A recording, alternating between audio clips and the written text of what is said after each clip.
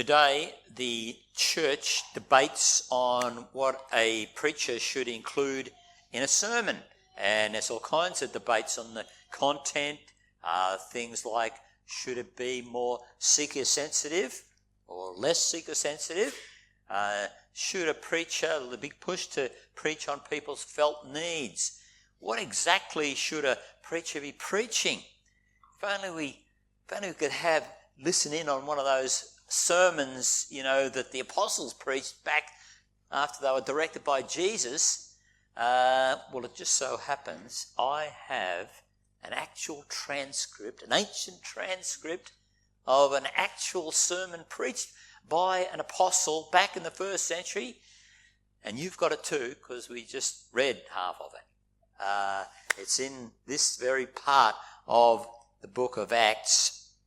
In fact, even though it's a sermon that our historian Luke the Doctor has recorded for us, it's not complete in the sense there must have been other things in this sermon that Peter preached, because if we went down in chapter 2 we're in now, down to verse 40, we read, "With many other words he warned them." In other words, there is more to the sermon, but what Luke has done is given us the key points of the sermon that was preached on the day the church was born, the day of Pentecost so long ago.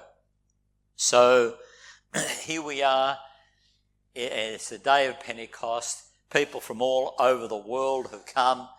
They have probably gathered. The scene is probably at the temple.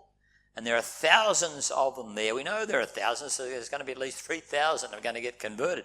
There are thousands of people, and Peter's preaching to all these thousands of people. I don't know if you've ever seen someone trying to talk to thousands of people at once. I've spoken to 8,000 people at once, but I had a microphone and a sound system. This guy hasn't got any of that. He's preaching, and what's worse is, in these thousands of people, there are hecklers. You see, this scene is just come right at the moment where a great miracle has occurred. Remember the miracle of the Holy Spirit coming and enabling the apostles to speak in the foreign languages, so these people from all over the different parts of the world could understand in their own language. And so the hecklers in this audience are starting to say, well, what's going on here? These people, these languages they're speaking, because they couldn't understand the other languages, they go, they must be drunk. They must be drunk. Now, thankfully, Peter knew how to handle the hecklers. And so he says in verse 15, "These men are not drunk as you suppose. It's only 9 a.m. He's saying, okay, come on, you guys. No Jew could or should be getting drunk at 9 o'clock in the morning. And then Peter begins his sermon. He begins to preach. Now, here's the interesting part. If we're trying to say, check up on your preacher to make sure he's doing the right thing here. How does Peter preach? He preaches by expounding the Bible. He preaches by explaining the Bible. And so that's exactly what he's going to do. He's going to explain to them that what he's talking about was actually predicted in the Bible, and he quotes the Old Testament book of Joel. Verse 16, "No, this is what was spoken by the prophet Joel. In the last days, God says, I will pour out my spirit on all people." Now they're listening. And I hope you're listening, because he's just said when the last days are. They began right back there on the day of Pentecost. So they're listening thinking, what do you mean last days? Does that mean it's nearly the judgment? Because he's saying the last days, the fulfillment of the prophecy of Joel is right there, what's just happened in this great act of the speaking in the languages. Now, Jesus said at the beginning of our series in Acts that He's got this plan to take his message from Jerusalem and Judea and Samaria and to the ends of the earth. So the last days, this day of grace, is from the time of Pentecost through until God closes it up at judgment. You're in the last days. So Peter keeps on quoting the Old Testament book of Joel, verse 19. I will show wonders in the heaven above and signs on the earth below, blood and fire and billows of smoke. So the listeners of that sermon immediately recognise the Old Testament apocalyptic judgment kind of language that God often spoke about when he was going to bring some great event. Verse 20, the sun will be turned to darkness and the moon to blood before the coming and great and glorious day of the Lord. Now a hush comes over the crowd because, yes, that's apocalyptic language. Yes, God used that kind of language when it wasn't, he'd bring a judgment or whatever in the Old Testament, but it wasn't literal like God coming on the clouds and all these sorts of things. But these guys are really listening because something literal did happen out of what was prophesied. Because they were there 7 weeks earlier at the Passover when Jesus was crucified. And what happened? Darkness came over the land. That's exactly what Peter's just quoted from Joel. The sun turned to darkness. How could they miss it? The whole land went dark for 3 hours. And everybody there gathered. They were gathered also at the Passover. And who could explain it? Who could miss it? They couldn't miss it. And of course, even those who had no interest in Jewish religion and the like, even they couldn't miss it. Because even the Roman writer, Thallus, tried to explain it away. What's this darkness? He said that it had to be an eclipse of the sun. But of course there's problems with that because an eclipse of the sun cannot occur during a full moon. When is the Passover? The full moon, the Paschal. And not only that, since when does an eclipse ever last for 3 hours? Never has, never will. Something strange happened and we were there. Those people who are listening to this sermon can say, we were there, we heard, we saw the darkness. And now Peter's explaining to us exactly what God had predicted. Darkness came over the land. Verse 21, and Peter says, and everyone who calls on the name of the Lord will be saved. Remember the darkness? You need to call on the name of the Lord. But hang on, Peter's talking about Jesus when he says, all who calls on the name of the Lord will be saved. But he's quoting Joel, the Old Testament prophet. And when Joel said it in his context, he was talking about all who calls on the name of God. What's Peter saying? Jesus is God? So these people listening to this sermon are really listening now. Peter continues, verse 22, men of Israel, listen to this. Jesus of Nazareth was a man accredited by God to you by miracles, wonders and signs, which God did among you through him, as you yourselves know. And they're standing there going, we do know, because we did see him. Because out of those thousands, many, if not most, had been there at the Passover when Jesus performed many miracles before them. John chapter 2 verse 23 tells us, now while he was in Jerusalem at the Passover feast, many people saw the miraculous signs he was doing. And here's Peter confronting us saying, you were there, you saw it, you couldn't miss it. You know he was accredited by God. He did the miracles before your eyes. And even your leaders knew it. Remember, they were contending with him. While they actually saw his miracles, They were still contending with him and saying stuff like, well, he must be doing it by the power of Beelzebub, the devil, and so on. But they didn't deny it. They couldn't deny it. You were there. You saw it. You can't deny it, Peter's saying to them. And now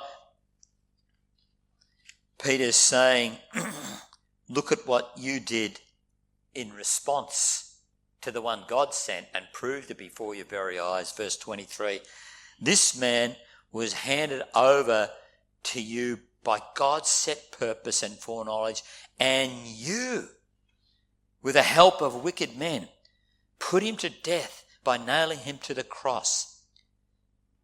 It was God's plan, but you did it and you're going to be responsible.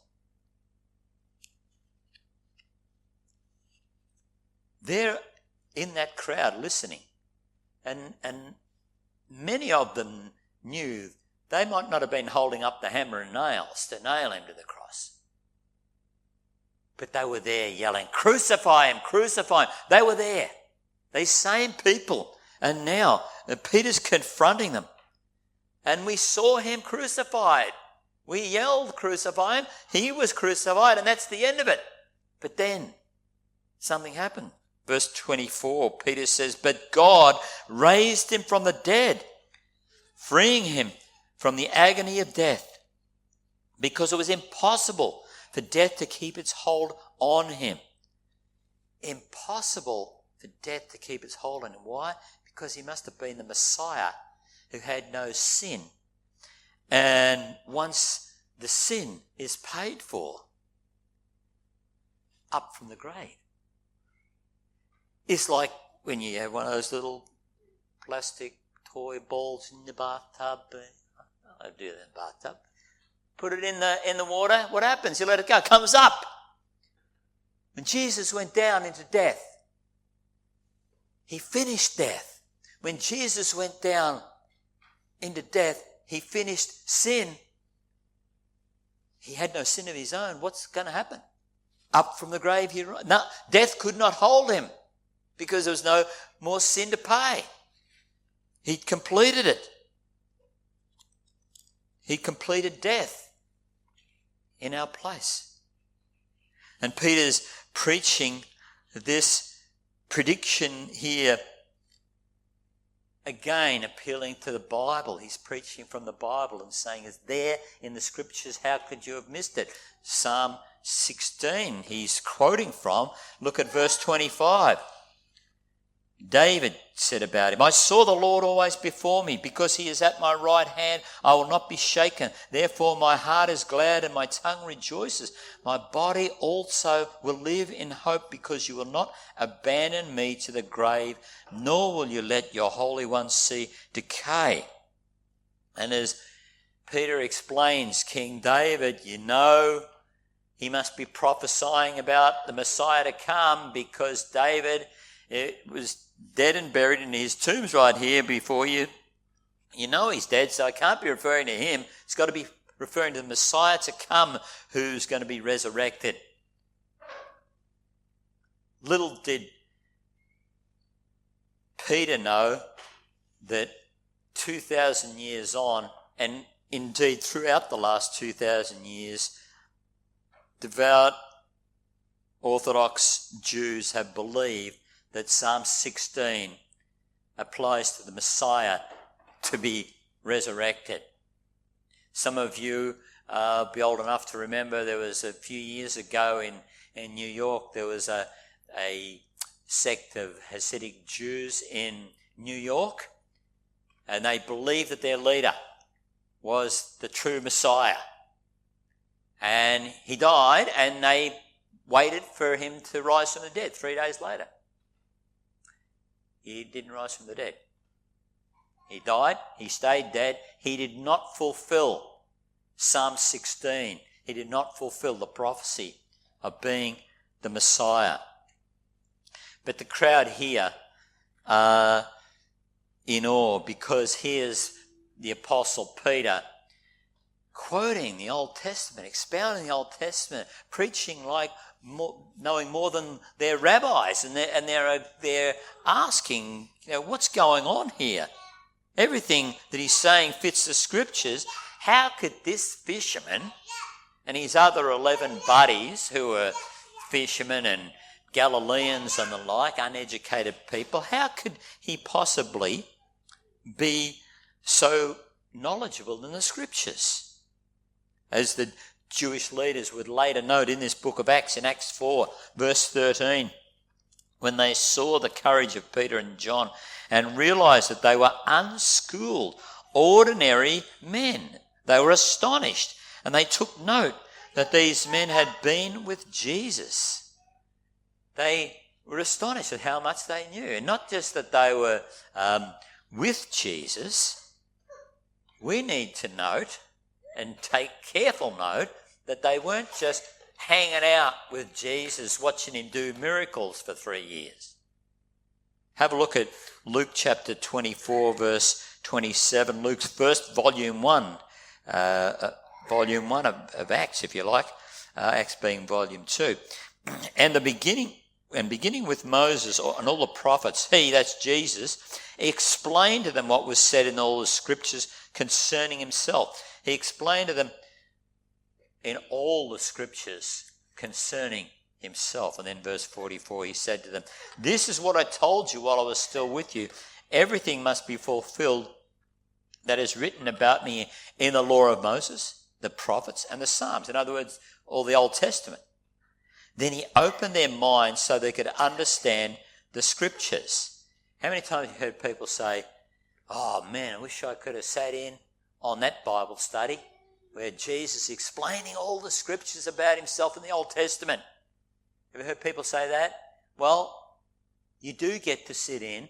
You do get to know what Jesus was saying there. All you got to do is read the New Testament and what the apostles preached and taught, and the letters and so on, because that's what they're doing. They're telling you what Jesus taught them.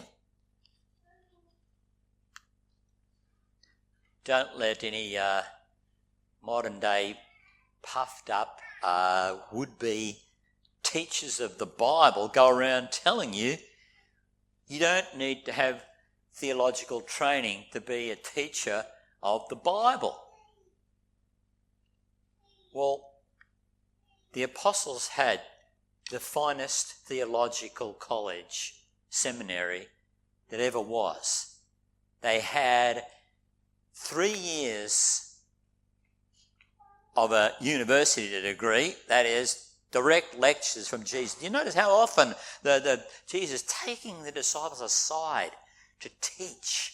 That was his primary thing, teaching them. Even when he taught to the crowds, they listened to all that, yeah, but he would take them aside and teach. 3 years at travelling Bible college, right?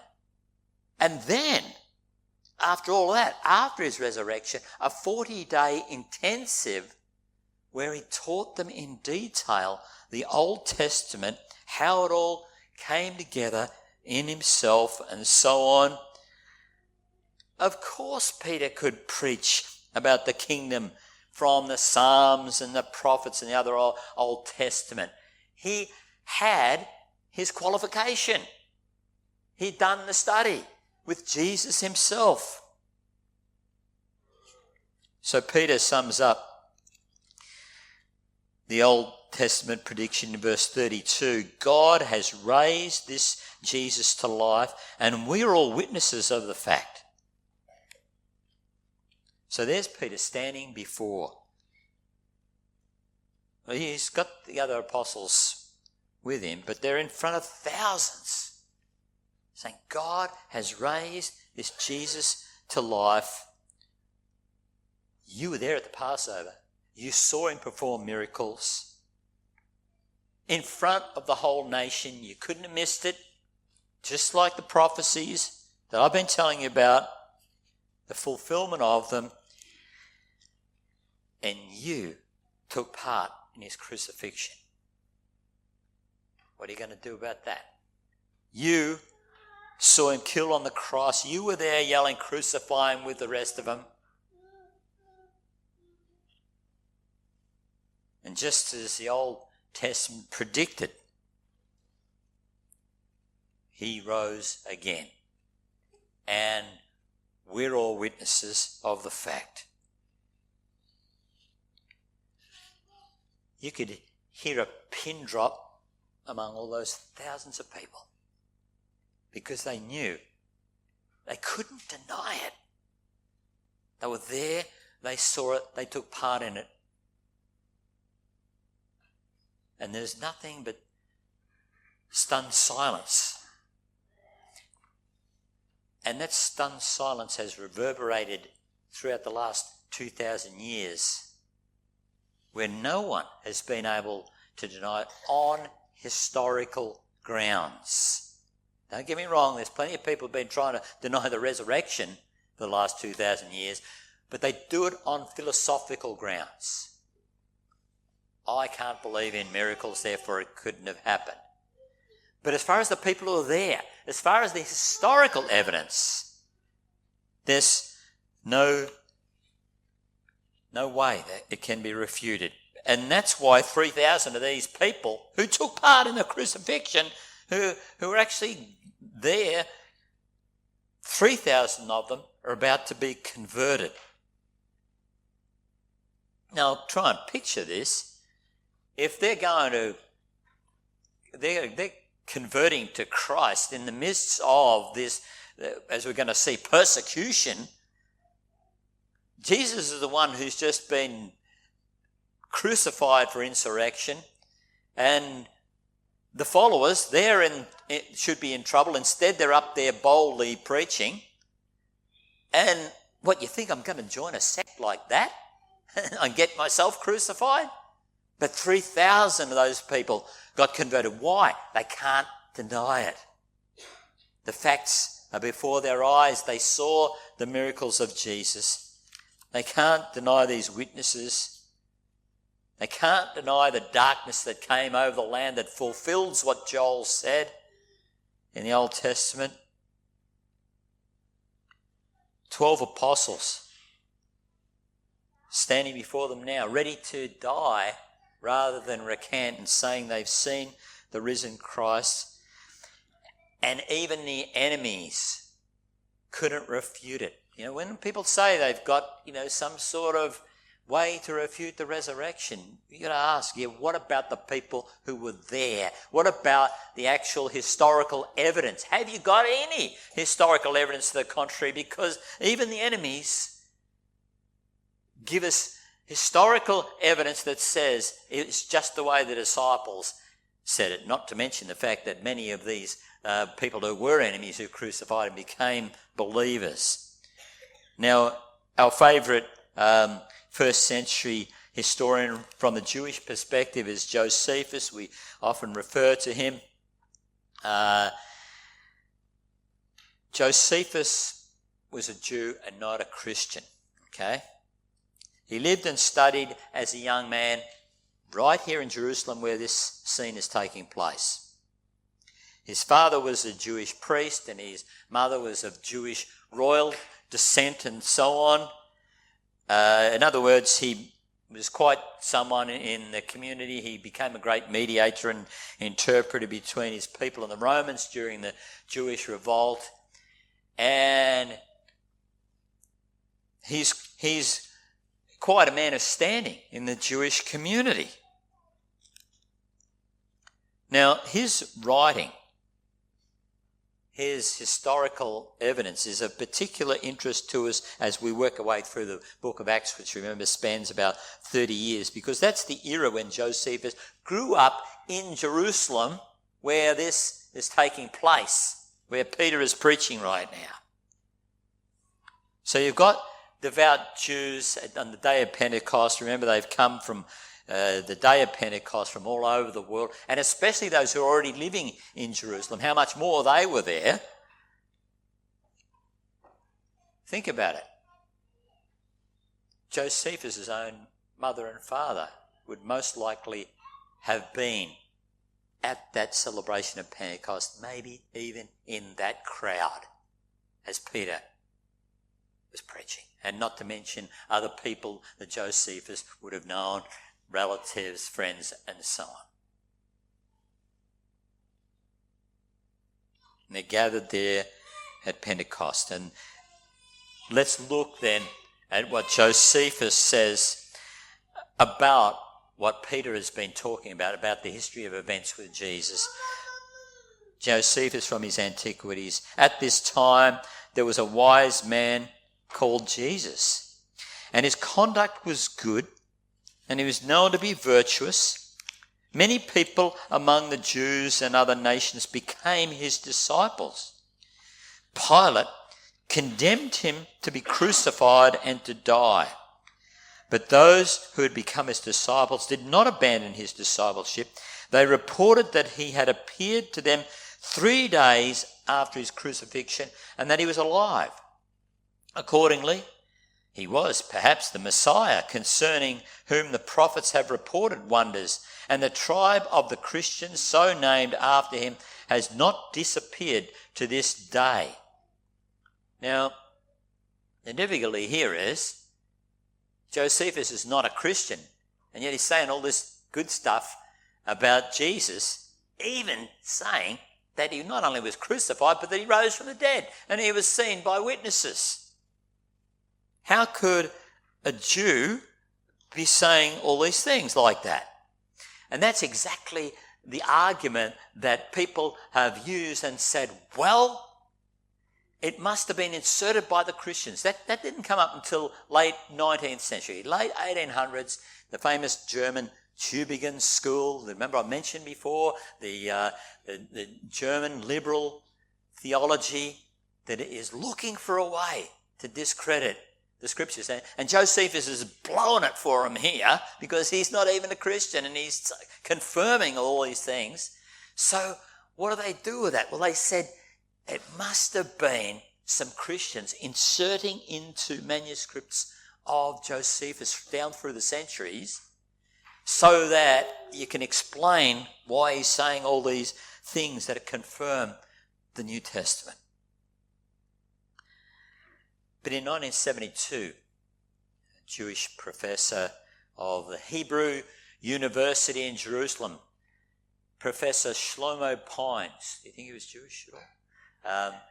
Shlomo Pines uncovered or announced the discovery of an ancient Arabic manuscript of Josephus that confirms that it was the original writing that we've just read there, that indeed Josephus did say that. In fact, Professor Pines even confirms that the text was expressed in a manner appropriate to Jews. In other words, Josephus calls Jesus the Christ, but he's only really saying that to distinguish him from the other people whose name was Jesus that Josephus refers to.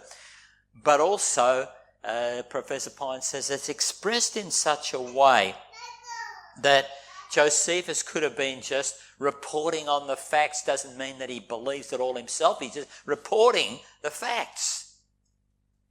That, yeah, Jesus was crucified under Pilate, and yes, he rose from the dead and people saw him. So, hang on. If Josephus believed these were the facts, why didn't he become a Christian? Well, for the same reason that many people who were there, including the Jewish leaders, also did not become Christian. Josephus was a Jewish scholar of his day, a great scholar of his day. He saw no harm in reporting things the way it really happened because he was a pious Pharisee himself. And so what if Jesus rose from the dead? What's that got to do with me? I'm a good person. I don't need anybody to save me from my sins. If he did that, then so what? What's that got to do with anything? But Josephus does confirm what is missing from those who have tried to attack the resurrection of Christ down through the centuries. Josephus confirms what's missing is any word to the contrary based on historical grounds of what Peter has said and stood in front of the people of Israel and said, verse 32, God has raised this Jesus to life, and we are all witnesses of the fact. Silence from the people who are there, confirmed by Josephus. The history of those in the first century, the Roman historian Tacitus, we also referred to before. But let's look more closely at him. Tacitus also lived. He lived a few years after Josephus. So he was writing from a Roman perspective.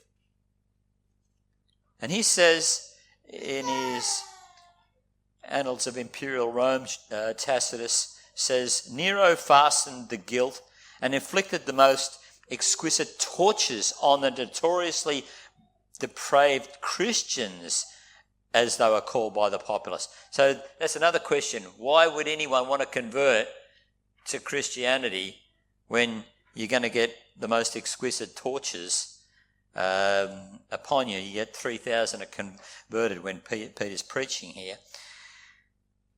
Christ, from whom the name had its origin, suffered the extreme penalty, that's death by crucifixion, during the reign of Tiberius, so we know the exact time is right, at the hands of one of our procurators, Pontius Pilate. But in spite of this temporary setback, this deadly superstition, so you can see what Tacitus thinks of Christianity, deadly superstition had broken out afresh, not only in Judea, where the mischief started, but even in Rome. Do you notice how Tacitus seems a little surprised that it's breaking out? Because, as any good Roman knows, when you have some uprising of some sect, you kill the leader and that's the end of it. And you might kill a few of the others that went with the leader as well. But once the leader is dead, you finish it off. No more uprising, no more cult. It's many would-be sects came and went because you kill the leader and it's all over. But Tacitus confirms, it would seem with surprise, that instead of ending this religion, it's breaking out all over the place, not just in Judea, but it's even reaching Rome. It's getting to the known world here. How can it be breaking out when we've killed the leader? Only one way. Verse 32, God raised this Jesus to life, and we are all witnesses of the fact. Now we know that the Pharisee leaders at the time were desperate to come up with an explanation. We know that when they saw Jesus perform miracles, they said, well, he's doing it by the power of the devil. He's doing it by Beelzebub. We know that. And that actually became the Jewish explanation following the New Testament record. The Jewish Talmud says that Jesus practiced sorcery and led Israel astray. Now, what's missing? Do you notice in all of these things, whether it's Peter preaching, whether it's the Pharisees attacking Jesus saying he's doing it by the devil, whether it's Josephus or whether it's Tacitus or whether it's the Talmud later, any historical record, one thing that's missing, no one is denying that Jesus rose from the dead. Not historically.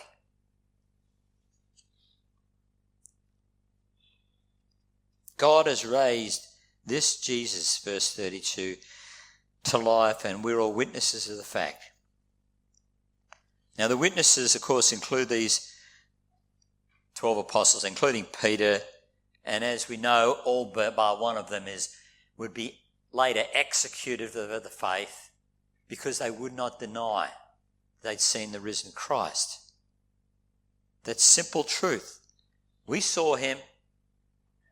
It's a fact. The people who were there didn't even try to deny it.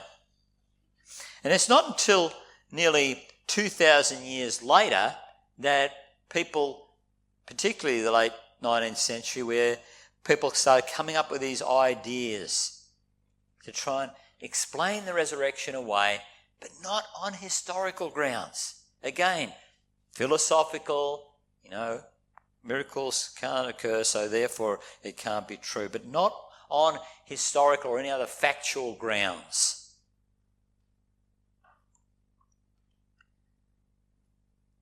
The people who were there could do nothing except either convert or keep their mouths shut and walk away, but they couldn't deny it. They didn't even try, because of what was happening right before their eyes and what had happened before their eyes. And that's why we see popping up in the book of Acts out of nowhere, we have the disciples suddenly start worshipping on Sunday. Instead of their old Saturday Sabbath, they have the Sunday set aside for worship. Now, it's not announced, they just start doing it, right? And people have said, with Seventh-day Adventists particularly, say, well, therefore, the Sabbath is the Saturday. They haven't seen the significance of what happened here.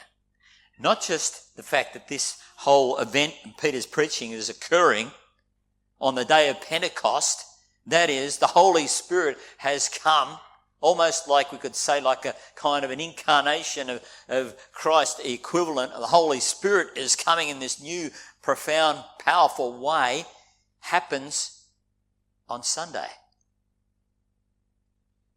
And what Peter's preaching about in relation to Jesus' resurrection happens on a Sunday. It turned their world upside down. That's why the New Testament just happens out of nowhere. They suddenly they start worshipping on Sunday instead of Saturday. Who go, oh yes, but where's the text that say the new Sabbath is Sunday? It's all through the Gospels. You missed it. The most earth-shattering, greatest event in the whole of history happened. And the whole world was completely transformed. If you're still asking the question, what about Saturday? It's because you haven't seen the power of the resurrection. It's the new creation. It's pointing to the new Sabbath rest in all eternity. It's everything to these people here.